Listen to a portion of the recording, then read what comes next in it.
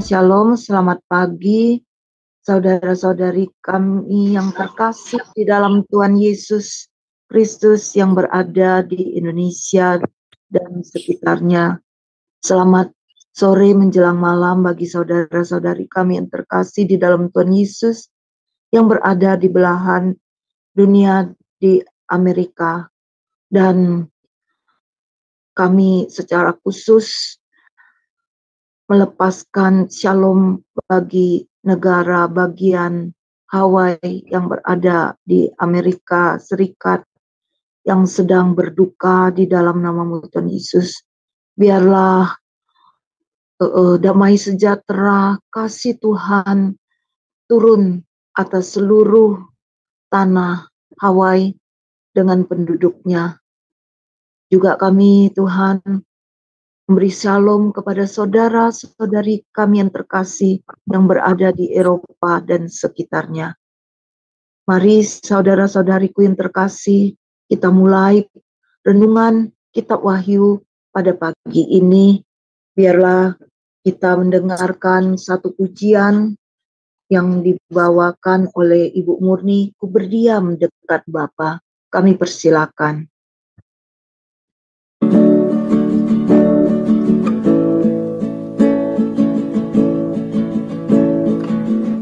Berdiam dekat Bapa, semakin indah, indah ku rasa. Aku dilayakkan untuk memuji Dia, kudus-kuduslah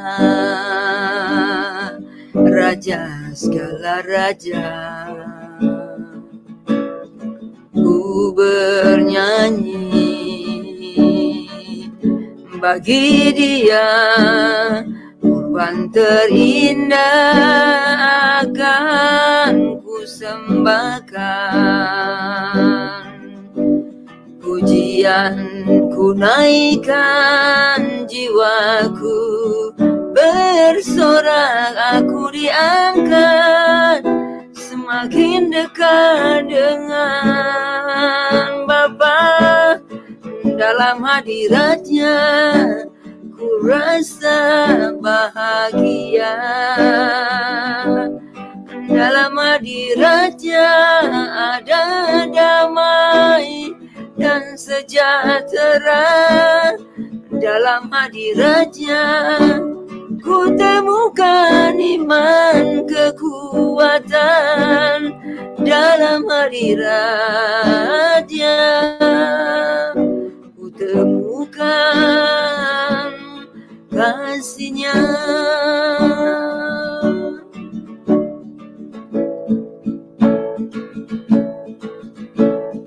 Ku berdiam dekat Bapa, semakin indah, indah ku rasa.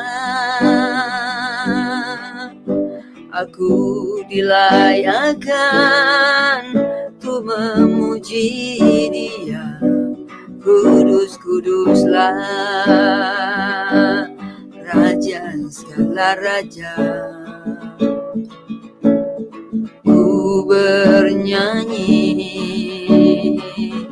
bagi Dia, kurban terindah akan ku sembahkan. Pujian ku naikkan, jiwaku bersorak, aku diangkat semakin dekat dengan Bapa. Dalam hadiratnya ku rasa bahagia. Dalam hadiratnya ada damai dan sejahtera. Dalam hadiratnya ku temukan iman, kekuatan. Dalam hadiratnya ku temukan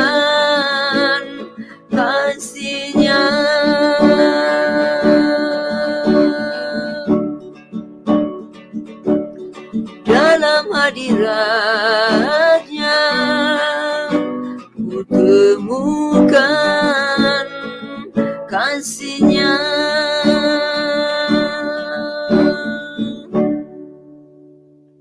Terima kasih Bu Murni. Biar terus kita tetap dalam hadirat Tuhan. Kita akan membaca firman. Kita Wahyu pasal 11. 2 saksi Allah. Kemudian diberikan kepadaku sebatang bulu seperti tongkat pengukur rupanya dengan kata-kata yang berikut. Bangunlah dan ukurlah bait suci Allah dan mezbah dan mereka yang beribadah di dalamnya. Tetapi kecualikan pelataran bait suci yang di sebelah luar. Janganlah engkau mengukurnya, karena ia telah diberikan kepada bangsa-bangsa lain dan mereka akan menginjak-injak kota suci 42 bulan lamanya.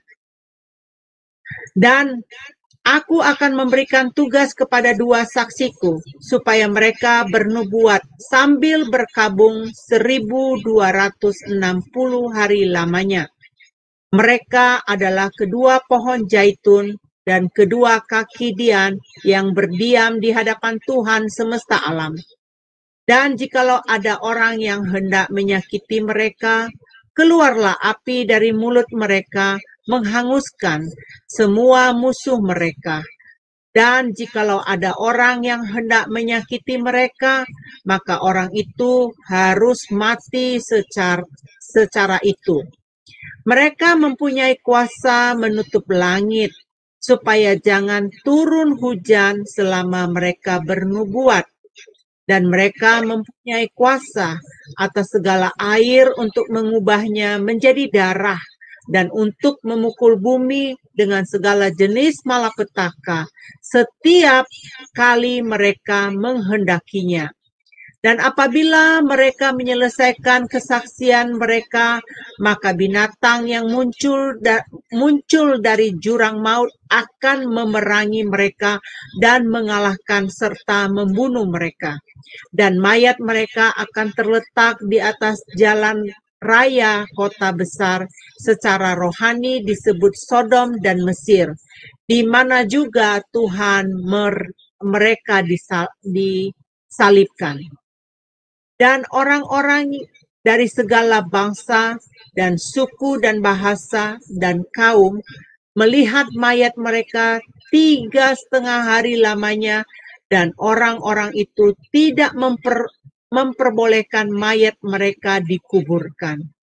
Dan mereka yang diam di atas bumi bergembira dan bersukacita atas mereka itu dan berpesta dan saling mengirim hadiah, karena kedua nabi itu telah merupakan siksaan bagi semua orang yang diam di atas bumi. 3,5 hari kemudian masuklah roh kehidupan dari Allah ke dalam mereka, sehingga mereka bangkit, dan semua orang yang melihat mereka menjadi sangat takut. Dan orang-orang itu mendengar suatu suara yang nyaring dari sorga berkata kepada mereka, "Naiklah kemari." Lalu naiklah mereka ke langit, diselubungi awan, disaksikan oleh musuh-musuh mereka. Pada saat itu terjadilah gempa bumi yang dahsyat, dan 1/10 bagian dari kota itu rubuh, dan 7.000 orang mati oleh gempa bumi itu, dan orang-orang lain sangat ketakutan, lalu memuliakan Allah yang di sorga. Celaka yang kedua sudah lewat, lihatlah celaka yang ketiga segera menyusul. Sangkakala yang ketujuh nyanyian puji-pujian para tua-tua. Lalu malaikat yang ketujuh meniup sangkakala, dan terdengarlah suara-suara nyaring di dalam sorga, katanya, "Pemerintahan atas dunia dipegang oleh Tuhan kita dan Dia yang diurapinya, dan Ia akan memerintah sebagai raja sampai selama-lamanya." Dan ke-24 tua-tua yang duduk di hadapan Allah di atas tahta mereka tersungkur dan menyembah Allah sambil berkata, "Kami mengucap syukur kepadamu ya Tuhan Allah yang Maha Kuasa, yang ada dan yang sudah ada, karena Engkau telah memangku kuasamu yang besar dan telah mulai memerintah sebagai Raja. Dan semua bangsa telah marah, tetapi amarahmu telah datang dan saat bagi orang-orang mati untuk dihakimi dan untuk memberi upah kepada hamba-hambamu, nabi-nabi dan orang-orang kudus, dan kepada mereka yang takut akan namamu, kepada orang-orang kecil dan orang-orang besar, dan untuk membinasakan barang siapa yang membinasakan bumi. Maka terbukalah bait suci Allah yang di sorga, dan kelihatanlah tabut perjanjiannya di dalam bait suci itu, dan terjadilah kilat dan deru guru dan gempa bumi dan hujan es lebat. Demikianlah firman Tuhan. Terima kasih hambanya Bu Hening yang sudah membacakan. Maaf sedikit gangguan tadi. Saya juga minta maaf. Tadi kita belum berdoa ya. Mari kita bersatu di dalam doa. Bapa, dari awal pertengahan sampai akhir, kami tadi sebenarnya sudah berdoa sebelum renungan pagi ini. Tuhan, kami sekali lagi minta seluruh perlengkapan senjata-Mu, bahkan malaikat-Mu berjaga-jaga, mengcover melindungi kami secara khusus untuk pembacaan dan sharing Tuhan pada pagi ini. Bapa, biarlah hamba-Mu Pak Daniel Palungan Demin, Engkau urapi, berkati, beri pewahyuan daripada-Mu. Hanya isi hati-Mu yang disampaikan, kuasai beliau dari ujung rambut sampai ujung kaki. Biarlah hikmat pewahyuan yang daripada-Mu keluar dari mulut bibir lidah beliau. Apa yang disampaikan benar-benar apa yang seharusnya terjadi dalam nama-Mu Tuhan Yesus. Bukan pikiran beliau, tetapi dalam nama-Mu Tuhan Yesus. Hanya hikmat daripada-Mu yang disampaikan. Seluruh peralatan kami, Tuhan tolong data kami, internet kami, listrik dalam keadaan baik, kami dan seisi rumah kami, baik kami yang ada di Zoom dan yang mendengar siaran pada pagi ini atau siaran tunda. Tuhan tolong kami semua. Kami sungguh membutuhkan Engkau dalam nama-Mu Tuhan Yesus. Kami merasakan sungguh peperangan nyata Tuhan. Tapi roh yang ada di dalam diri kami semua lebih besar daripada roh yang ada di dalam dunia ini. Intimidasi iblis kami tolak dalam nama-Mu Tuhan Yesus. Biarlah semua berjalan dengan baik. Terima kasih Bapa. Dalam nama-Mu kami berdoa, ucap syukur, haleluya, amin. Kami persilakan Pak Pendeta Daniel Palungan Demin untuk dari firman Wahyu pasal 11, waktu dan tempat. Kami persilakan. Puji Tuhan, terima kasih Bu Hana, Bu Eni yang sudah memulai.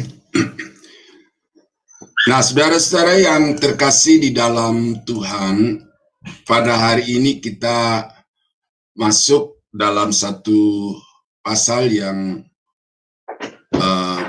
boleh dibilang ini merupakan sentral dari periode 7 tahun masa aniaya itu. Sentral di sini bukan fokus ya, tetapi kalau kita bagi 7 tahun itu menjadi 3,5, maka Wahyu pasal 11 ini berada di akhir dari 3,5 tahun pertama dan awal dari 3,5 tahun yang kedua, ya. Jadi ingat gambar yang saya sudah tayangkan di pendahuluan itu, bagaimana kitab Wahyu itu di kelompok-kelompokkan berdasarkan waktu-waktu dan tempat kejadiannya secara garis besar. Nah, ini kita ada di 7 tahun masa antikris yang berlangsung di bawah bumi, ya, di atas bumi. Kan ada yang di atas langit, awan-awan itu, ya, ini di atas bumi. Dan itu dibagi dua, 3,5 tahun pertama, 3,5 tahun yang kedua. Nah, 3,5 tahun yang pertama itu sudah diwarnai dengan 7 meterei dan 7 sangkakala, ya. Nah, sebelum masuk kepada peniupan sangkakala yang ke-7 yang merupakan daftar dari 7 cawan itu, maka ada beberapa hal yang dijelaskan, ya, untuk mengantarai atau secara interval di antara penghukuman dan 7 cawan itu. Nah, mari kita baca bersama-sama. Nah, kemudian diberikanlah kepadaku sebatang bulu seperti tongkat pengukur rupanya, dengan kata-kata yang berikut, bangunlah dan ukurlah bait suci Allah dan mezbah dan mereka yang beribadah di dalamnya. Nah, dari ayat 1 ini kita melihat, saudara, bahwa sudah mulai ada pemisahan, ya, antara orang-orang yang takut kepada Tuhan, yang beribadah kepada Tuhan pada masa tribulasi itu, ya, dengan orang-orang yang tetap berkeras kepala, tidak mau percaya kepada Yesus yang sudah sungguh-sungguh nyata menyatakan kuasa keilahiannya dari 3,5 tahun yang pertama itu. Nah, jadi itu ukurlah. Nah, yang kedua, tetapi kecualikanlah pelataran bait suci yang di sebelah luar. Janganlah engkau mengukurnya, karena ia telah diberikan kepada bangsa-bangsa, lain, dan mereka akan menginjak-injak kota suci 42 bulan lamanya. Nah, jadi kita melihat bagaimana kota Yerusalem itu yang di tengah-tengahnya ada bait Allah, ya. Ini akan merupakan tempat di mana berlangsungnya peristiwa-peristiwa yang terdapat di pasal 11 ini. Ya, jadi di kota Yerusalem, kota suci, kota di mana Yesus disalibkan. Ya, jadi saya mau tegaskan itu supaya Bapak Ibu bisa melihat bahwa ini ada kepentingan untuk saya angkat ini, bahwa ini tidak menunjuk kepada seluruh bumi, walaupun nanti kita akan melihat bahwa dampak dari peristiwa yang terjadi di Yerusalem itu berlangsung untuk seluruh bumi, tetapi ternyata ada satu tempat yang dilokalisir untuk menjelaskan, mendeskripsikan, khususnya nanti kedua tokoh ini yang saya akan bahas. Ya, jadi seandainya seluruh bumi itu disorot dari jauh, maka kemudian di-zoom, ya, di-zoom, diperbesar untuk menyoroti khusus peristiwa-peristiwa yang terjadi di kota yang suci itu. Ya, jadi bukan berarti kemudian di tempat lain tidak berlangsung adanya penghukuman itu, tetapi ini disoroti saja satu titik, yaitu apa yang berlangsung di kota suci itu. Ya. Dan aku akan memberi tugas kepada 2 saksiku, supaya mereka bernubuat sambil berkabung 1260 hari lamanya. Nah, yang pertama yang saya mau tegaskan di sini, keterangan waktu di dalam Kitab Wahyu itu sangat spesifik. Ya, sangat spesifik. Dan keterangan waktu yang dinyatakan di dalam Kitab Wahyu itu literal. Ya, saya mau tegaskan ini lagi untuk menyadarkan penafsir kerajaan 1000 tahun yang mengatakan bahwa 1000 itu bukan merupakan satu periode waktu yang tertentu, tetapi itu satu periode waktu yang panjang, yang mereka sendiri tidak bisa menjelaskan dan tidak mampu untuk memberikan ayat-ayat referensi di dalam Alkitab bahwa angka 1000 itu lambang. Nah, di situ kesalahan yang fatal yang dilakukan oleh penafsir-penafsir alegori Kitab Wahyu itu. Mereka mengatakan itu melambangkan satu waktu yang panjang, tetapi mereka tidak bisa menunjukkan referensi ayat-ayat Alkitab.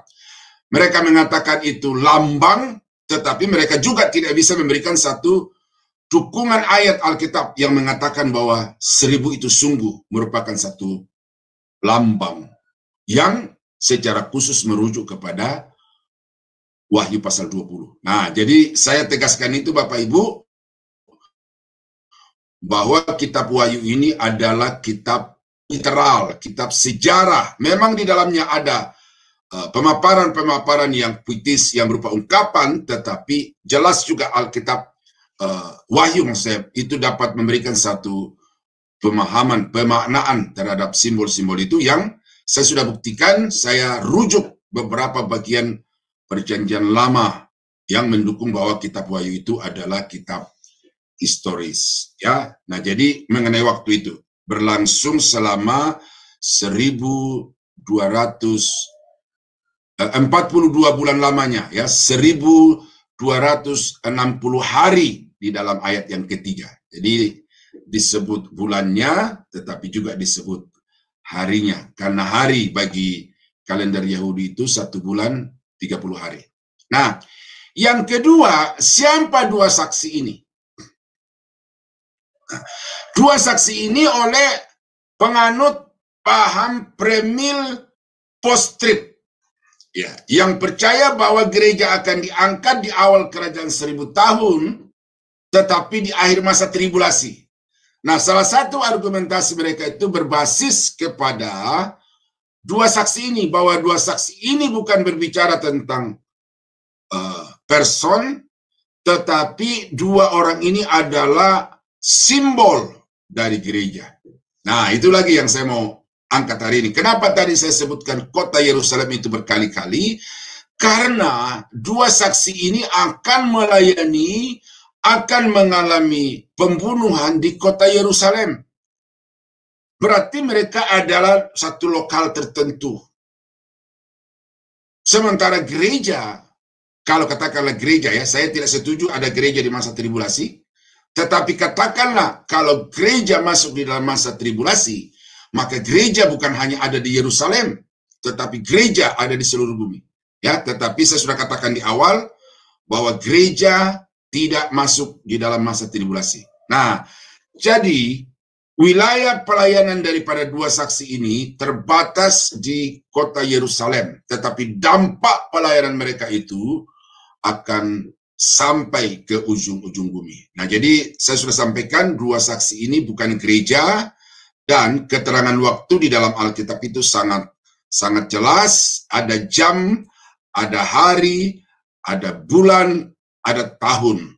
Ya, jadi penafsir alegori, ya, coba dijelaskan itu dan coba kasih ayat-ayat pendukung yang membuktikan bahwa penafsiran saudara itu dapat dipertanggungjawabkan secara alkitabiah. Karena kalau tidak, kita akan terus berdebat. Yang satu berbicara berdasarkan data, tetapi penafsir alegori itu berbicara berdasarkan rasa, selera. Ya, itu yang membuat kelompok hamba-hamba Tuhan itu terjadi hubungan yang disharmonis, karena yang satu berbicara berdasarkan data fakta, tetapi yang lain berbicara berdasarkan asumsi, berdasarkan rasa selera. Nah, ini saya agak sedikit emosi bicara di sini. Artinya apa? Saya jiwai apa yang saya katakan kepada saudara, karena membuat sesuatu yang menggemaskan gitu loh. Tidak ada fakta dasarnya, tidak ada fakta-fakta pendukungnya, tetapi dipegang secara kekeh, secara kuat gitu loh. Nah, ya, jadi pendengar Sema Adonai hari ini itu pegang baik-baik, ya, dan tegaskan bahwa Pendeta Daniel itu memahami kitab Wahyu secara historis, bukan secara alegori, ya, jelas, ya. Nah, mereka adalah kedua pohon zaitun dan kedua kaki dian yang berdiri di hadapan Tuhan. Nah, kenapa tidak disebutkan namanya di sini, saudara-saudara? Tetapi mereka diungkapkan dengan perbandingan-perbandingan tertentu di dalam Alkitab. Dan bagi saya, ini berarti bahwa kedua tokoh ini bukan pribadinya yang mau ditonjolkan, tetapi karya mereka, pelayanan mereka, buah pelayanan mereka itu, ya. Jadi dua saksi ini, tapi walaupun begitu saudara-saudara, bukan berarti tidak bisa ditafsir. Dan saya akan membuktikan ini kepada saudara bahwa satu tadi bukan gereja ya, tetapi yang kedua di sini adalah di sini juga ada beberapa hipotesa tentang dua saksi ini. Ada yang mengatakan itu adalah Elia dan Musa. Dasar argumentasinya adalah bahwa yang satu menutup langit sehingga tidak turun hujan, Musa itu mengubah air menjadi anggur. Ya, sekali lagi namanya disembunyikan.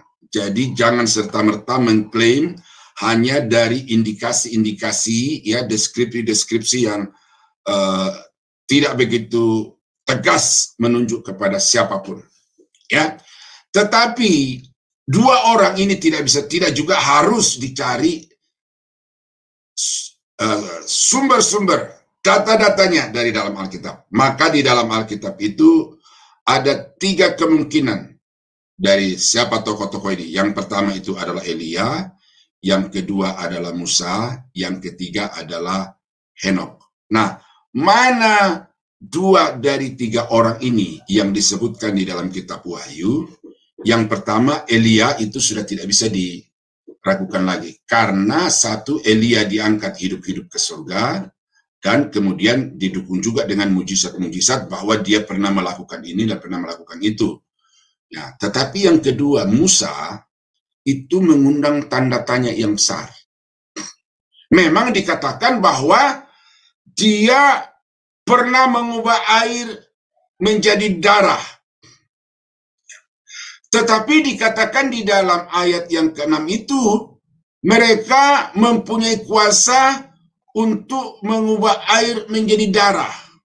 Mereka berdua, yaitu dua saksi itu, secara berganti atau secara bersamaan, kedua-duanya pada waktu itu diberi otoritas untuk bisa mengubah air menjadi darah. Jadi tidak spesifik menunjuk kepada satu orang.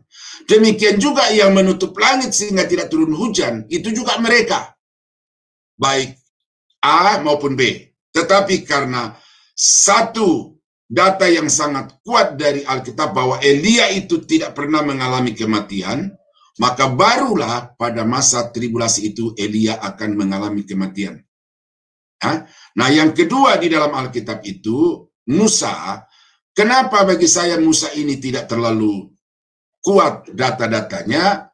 Bukan saja karena mujizat itu bukan terletak kepada kuasa Musa, tetapi mujizat itu terletak kepada kuasa Tuhan, dan Tuhan bisa menyuruh saja si A, si B, si C untuk melakukan mujizat yang sama.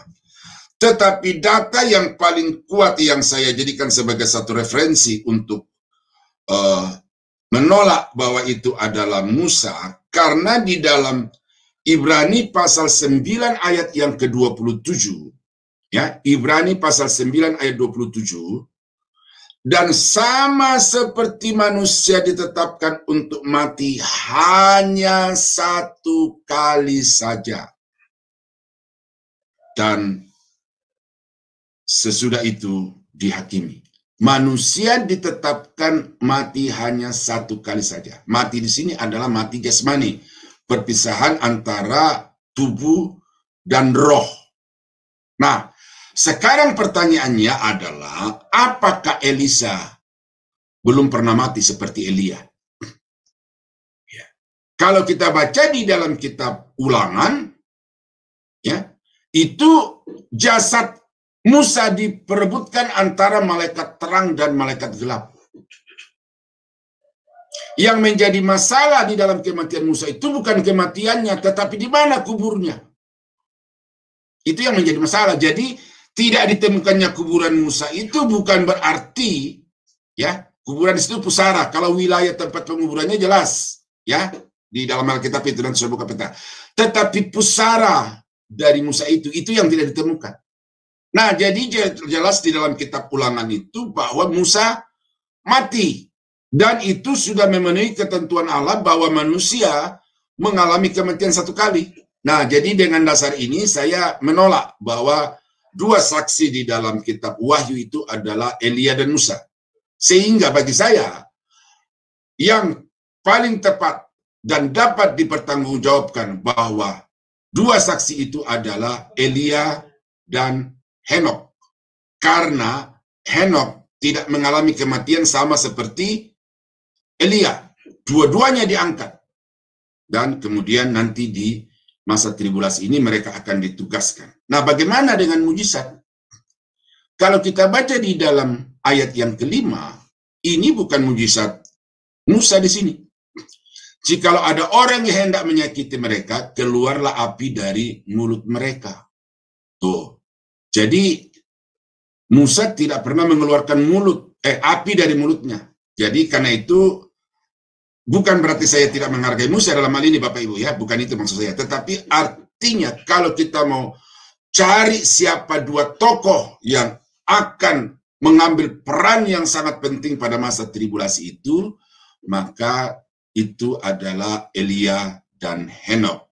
Yang satu karena sudah mengalami kematian, Musa, Henok belum mengalami kematian. Soal mujizat itu bukan tergantung kepada nabinya, tetapi mujizat itu tergantung kepada Tuhan yang mempercayakannya kepada para nabi. Nah, jadi soal saudara setuju atau tidak setuju, tetapi saya sudah sampaikan argumentasi saya, dan argumentasi itu berdasarkan data-data, dan hanya orang yang berkeras kepala, keras hati yang tidak percaya kepada data-data.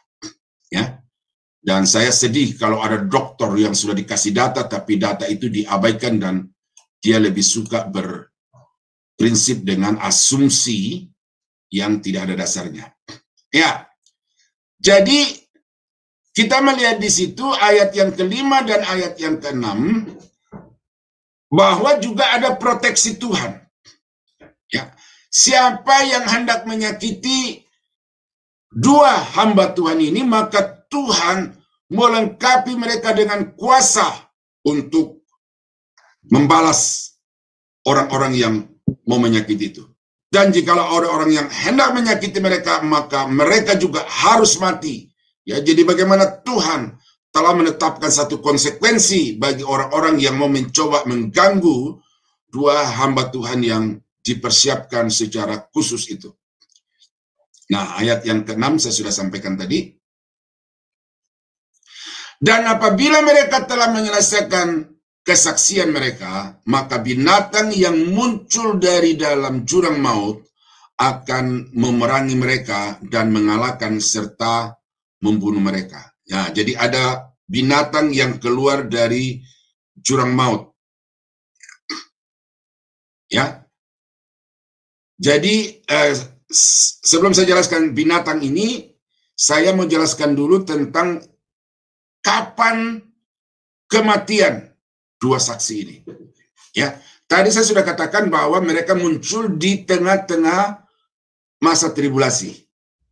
Di permulaan 3,5 tahun yang kedua. Lalu dikatakan bahwa mereka akan melayani selama 42 bulan lamanya, ya, ayat yang ketiga, supaya mereka bernubuat sambil berkabung selama 1260 hari lamanya. Jadi artinya bahwa dua saksi ini akan hidup di bumi masa tribulasi itu selama 3,5 tahun. Berarti mereka akan berperan, bermain di dalam peristiwa-peristiwa 3,5 tahun yang kedua itu. Nah, baru nanti di ujung dari masa tribulasi itu, maka mereka akan dibunuh. Nah, jadi waktunya dibunuh itu, dua saksi itu di akhir dari masa 3,5 tahun yang kedua, atau akhir dari 7 tahun masa tribulasi. Nah, binatang yang itu ya, yang keluar dari jurang maut ini adalah antikris itu. Ya, ini tidak ada pendahuluan, tetapi nanti kita akan dijelaskan oleh Wahyu sendiri di pasal-pasal berikutnya, khusus nanti di pasal yang 13 ya. Jadi antikris akan membunuh dua saksi itu di akhir dari masa tribulasi. Ya. Dan mayat mereka akan terletak di atas jalan raya kota besar. Ya. Jadi di Yerusalem, di pusat kota, karena di jalan raya. Dan kota itu secara rohani, ya ini secara rohani di sini bukan berarti simbol ya. Kota itu bukan simbol, tetapi dijuluki. Kota Yerusalem pada waktu akan dijuluki dengan Sodom dan Mesir. Apa Sodom dan Mesir? Adalah kota-kota di mana manusia menunjukkan perlawanan pemberontakannya kepada Tuhan. Jadi, kalau kota besar, kota Yerusalem itu disebut sebagai kota Sodom dan Gomora, Sodom dan Mesir, itu berarti bahwa memang pada waktu itu, pada masa tribulasi yang akan datang, itu Yerusalem akan menjadi tempat berkumpulnya orang-orang yang takut, takut kepada antikris yang memberontak kepada Tuhan. Dan karena itu, kota itu penuh dengan kejahatan.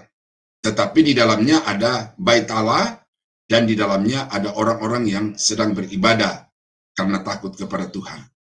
Nah, jadi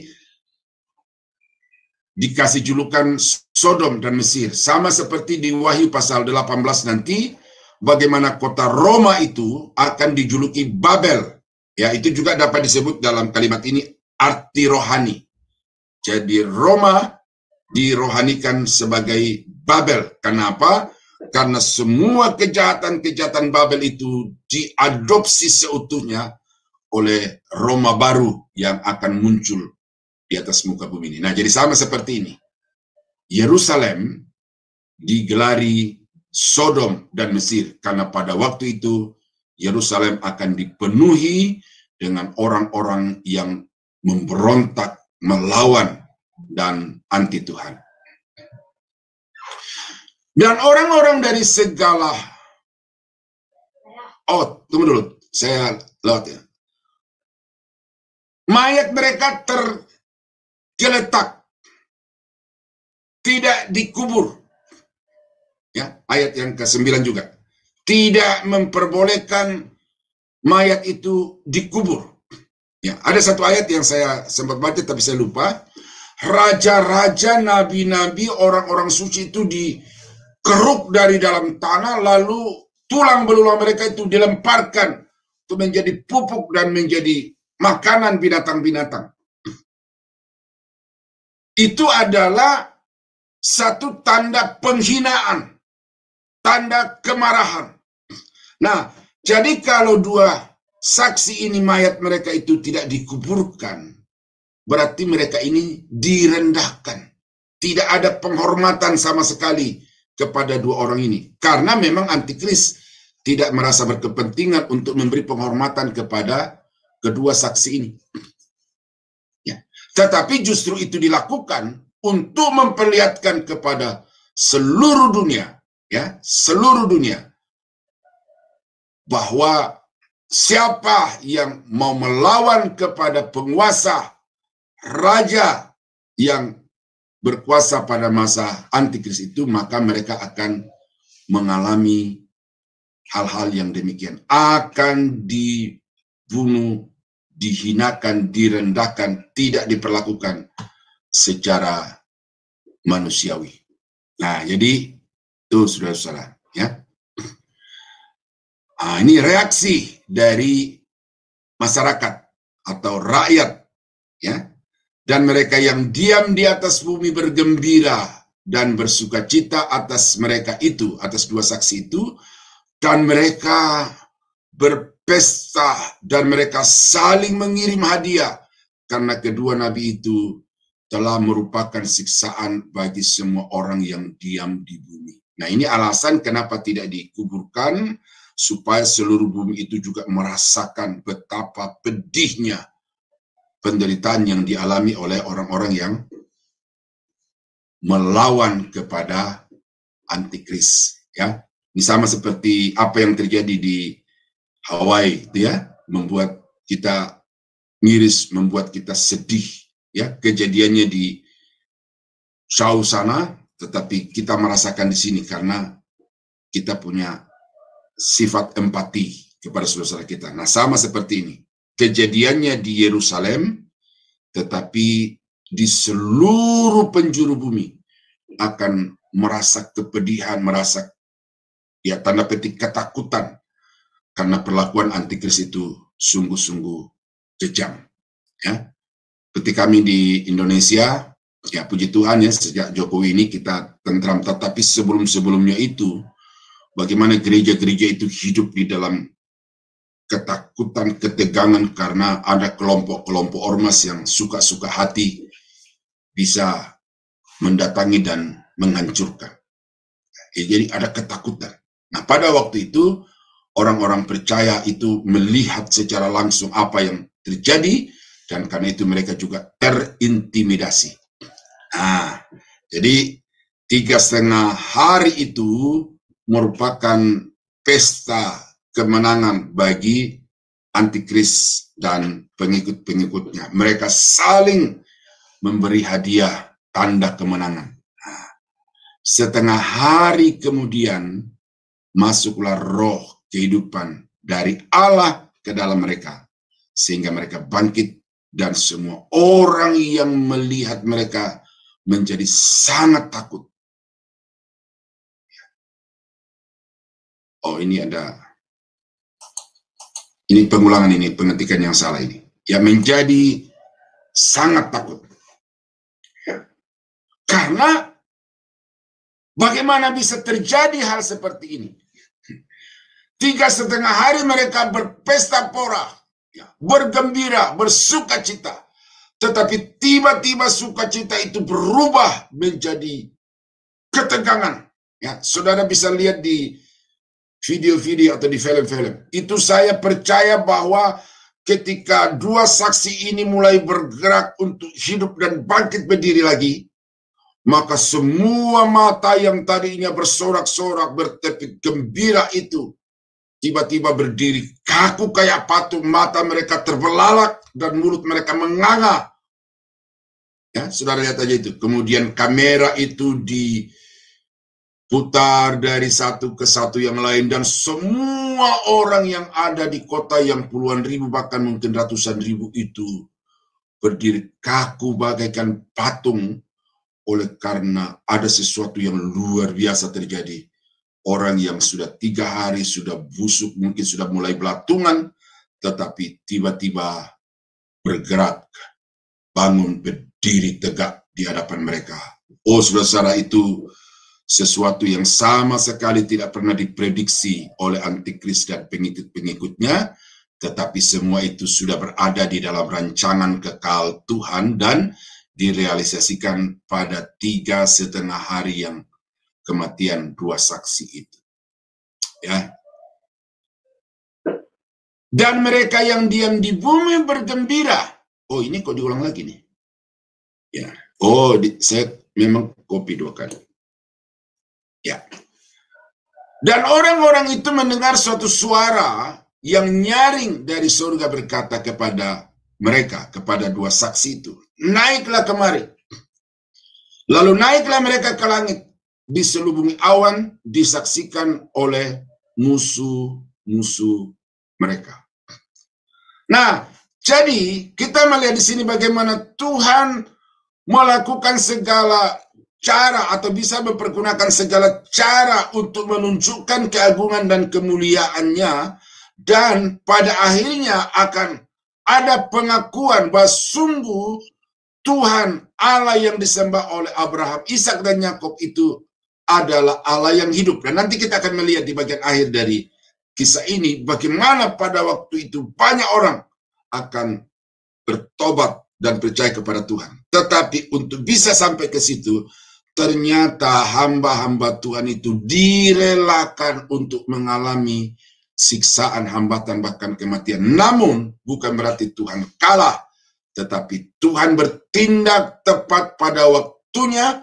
Dia membangkitkan orang itu lalu diangkat naik ke surga, ke langit, dan kemudian diselubungi dengan awan. Dan mata orang-orang yang tadinya masih sedang berdiri kaku kayak patung itu karena mujizat itu, mata mereka dan muka mereka perlahan-lahan mulai terangkat ke atas. Tiba-tiba awan melenyapkan dua saksi itu dari pandangan mereka. Artinya apa? Seperti Yesus diangkat ke surga, disaksikan oleh murid-muridnya, lalu Yesus itu disambut dengan awan sehingga lenyap dari pandangan murid-murid. Itu berarti apa?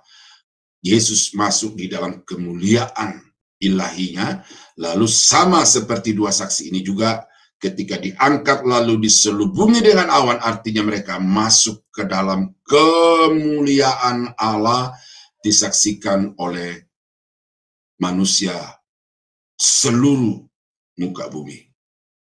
Nah, pada saat itu terjadilah gempa bumi yang dahsyat,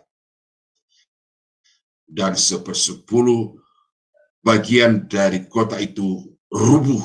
Ya, kota Yerusalem 1/10-nya rubuh karena gempa bumi yang dahsyat, dan 7.000 orang mati oleh gempa bumi itu, dan orang-orang lain sangat ketakutan. Nah, ini nih saya katakan tadi, mereka memuliakan Allah. Ya, jadi saudara-saudara, kita melihat di sini bahwa pembalasan seperti yang tadi dikatakan, siapapun yang akan menyakiti mereka, api dari mulut mereka itu akan menyambar lawan-lawan mereka itu. Dan siapapun yang membunuh mereka, mereka akan mati secara demikian. Dan kita melihat di ayat yang ke-13 ini, bahwa kematian dua hamba Tuhan itu dibalas langsung oleh Tuhan dengan runtuhnya 1/10 dari kota Yerusalem, dan mati 7.000 orang yang, ya ini saya tidak pasti, tetapi yang waktu itu masih sedang berdiri kaku.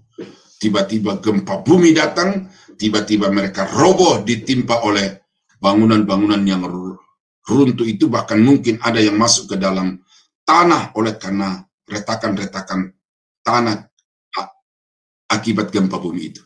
Nah, jadi dibalas secara langsung oleh Tuhan. Nah, jadi itu berbicara tentang dua saksi. Ya, dua saksi ini pribadi. Karena dia pribadi, mereka bukan melambangkan. Ya, jadi orang yang mengatakan dua saksi ini adalah gereja, harap melalui penjelasan ini dirubah bahwa itu bukan gereja, tetapi itu adalah dua hamba Tuhan secara pribadi, yaitu Elia dan Henok.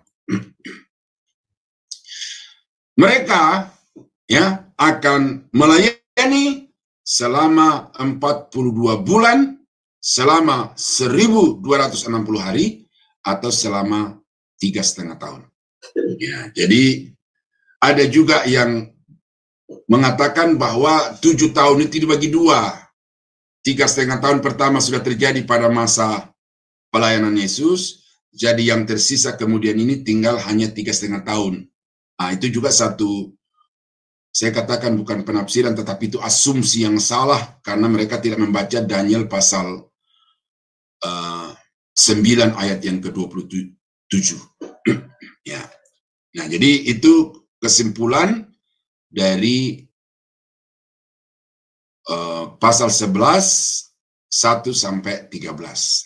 Nah, kemudian ada satu peristiwa berikut ya. Celaka yang kedua sudah lewat. Lihat, celaka yang ketiga segera menyusul. Nah, celaka yang kedua itu adalah sangkakala yang kelima, sangkakala yang keenam. Kenapa ini disebut celaka? Karena penghukuman yang dijatuhkan Tuhan dengan 4 sangkakala yang pertama itu tidak sebanding dengan 3 sangkakala yang berikut. Dan 2 sangkakala itu kita sudah lihat di pasal 10 dan pasal 9 dan pasal 11 ini menunjuk kepada kapan dimulainya pencurahan cawan itu ke atas muka bumi. Ya, nah itu disebut sebagai celaka yang ketiga. Ya, 7 cawan. Ini berarti kedahsyatannya akan lebih dibandingkan dengan apa yang sudah terjadi dengan 7 materai dan 7 sangkakala, bahkan 2 celaka yang pertama. Lalu malaikat yang ke-7 meniup sangkakalanya, dan terdengarlah suara-suara nyaring di dalam surga, katanya, pemerintahan atas dunia dipegang oleh Tuhan kita, dan Dia yang diurapinya, dan Ia akan memerintah sebagai Raja sampai selama-lamanya. Pujian berdasarkan dengan janji Alkitab, berdasarkan dengan keyakinan mereka, bahwa tidak akan lama lagi pemberontak-pemberontak, musuh-musuh Allah itu akan dilenyapkan, dan kemudian sesudah itu, Yesus, Tuhan kita, anak domba Allah yang telah disembelih itu, akan memegang kekuasaan sampai selama-lamanya. Nah, di sini saudara-saudara, ini disampaikan secara sintesa. Artinya, masa pemerintahan Yesus itu hanya disebutkan saja 1 kali, tetapi di dalam masa pemerintahan Yesus ini masih akan dibagi 2, tetapi keduanya sudah tidak terputus lagi oleh apapun. Ya, pada masa pemerintahan mesianik di atas muka bumi 1000 tahun lamanya, dan sesudah itu akan tercipta langit baru dan bumi baru, dan di sana Yesus akan memerintah juga sampai selama-lamanya, sebagaimana Bapa memerintah sampai selama-lamanya. Nah, jadi disebutkan 1 kali, tetapi di dalamnya ada 2 periode waktu yang cukup panjang, ya, 1 1000 tahun dan 1 kekal. Nah, saya tidak sebut cukup panjang yang kekal itu, tetapi yang 1000 tahun itu cukup panjang itu, ya. Dan ke-24 tua-tua yang duduk di hadapan Allah di atas takhta mereka. Ya kan, ingat ya, di Wahyu pasal 4 itu, takhta yang maha kudus dan duduk di atasnya yang maha kudus itu, lalu di sekelilingnya ada 24 takhta yang diduduki oleh tua-tua Israel. Yang saya tafsirkan itu 24 nabi dan 24 rasul, selain dari 4 makhluk. Nah, dan tua-tua itu berkata, kami mengucap syukur kepadamu ya Tuhan Allah yang maha kuasa, yang ada dan yang sudah ada, karena engkau telah memangku kuasamu yang besar dan telah memulai memerintah sebagai raja. Nah, tentu ini dikisahkan peristiwa-peristiwa yang terjadi di akhir masa tribulasi, ya. Tetapi awalnya tadi adalah bangkitnya 2 saksi, lalu kemudian akhirnya mati, akhir masa tribulasi itu maksud saya 3,5 tahun kedua itu.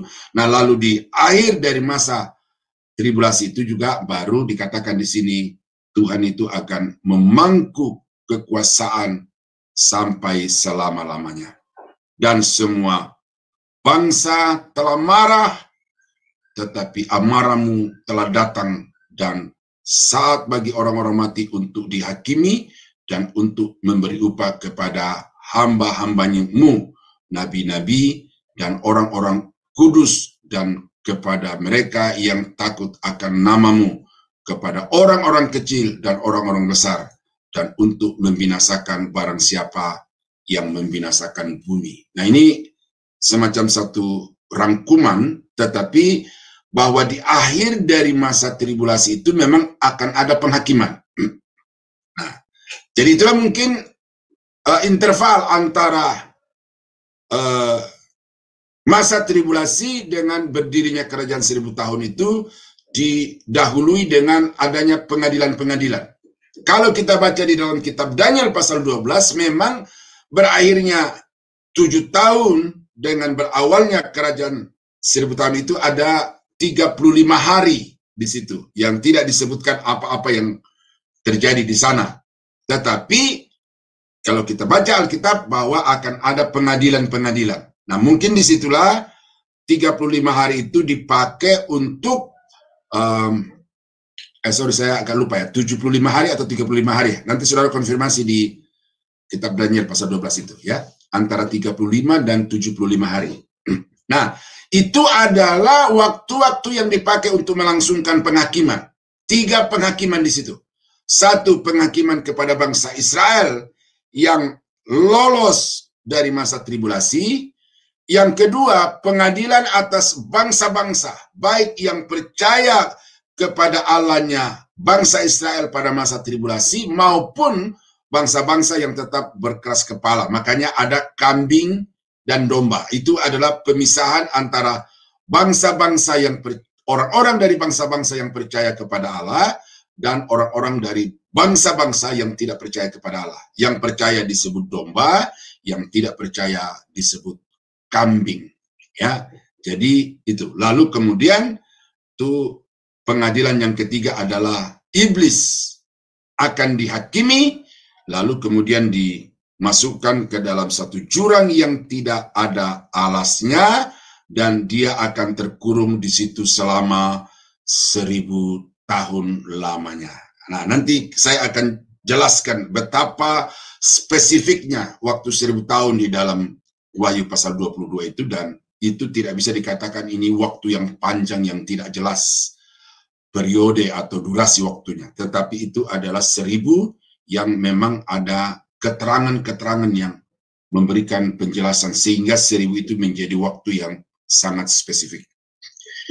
Maka terbukalah bait suci Allah yang di sorga, dan kelihatanlah tabut perjanjiannya di dalam bait suci itu, dan terjadilah kilat dan deru guru dan gempa bumi dan hujan es lebat. Nah, ini apa artinya, saudara? Tabut Allah itu adalah hadirat Allah. Bait suci itu adalah tempat di mana Allah hadir. Itu kalau kisah sejarah bangsa Israel keluar dari Mesir ke tanah Kanaan. Tetap nanti kita baca di dalam Wahyu bahwa bait Allah itu adalah Allah itu sendiri. Dan ini berarti bahwa Allah memperlihatkan dirinya kepada seluruh umat manusia di bawah kolong langit ini. Bahwa Allah hadir untuk membela orang-orang yang percaya kepadanya, melindungi orang-orang yang setia kepadanya, tetapi juga kemudian memberikan pembalasan kepada orang-orang yang berbuat jahat kepada anak-anak Tuhan dan melawan kepada Tuhan. Nah, kemudian penampakan bait suci itu ya ditandai dengan kilat, dengan deru guru, gempa bumi, dan hujan es. Itu adalah peristiwa-peristiwa yang menggetarkan seluruh umat manusia, bahkan penghuni alam semesta ini. Menandakan betapa dahsyatnya hadirat Tuhan itu di tengah-tengah umatnya. Ya, sejarah ketika Musa ada di Gunung Sinai itu terjadi. Dan kita sudah baca dari Wahyu pasal 1 sampai pasal 10 bagaimana guru itu merupakan tanda-tanda kemuliaan Tuhan. Gempa bumi, kilat, hujan lebat es itu juga sekaligus merupakan pembuktian kemuliaan, kemahakuasaan dari Allah di dalam Yesus Kristus. Nah, jadi saudara-saudara, kita melihat di situ bahwa pasal 11 ini memperlihatkan adanya pemisahan antara orang-orang yang percaya pada masa tribulasi, ya. Orang-orang percaya di sini jangan lagi dikatakan gereja, Bapak Ibu, ya, karena gereja sudah diangkat di awal masa tribulasi. Sementara orang-orang yang sedang menyembah di dalam bait Allah di sini adalah orang-orang yang baru percaya ketika masa tribulasi itu dimulai. Ya, contoh konkretnya adalah 144.000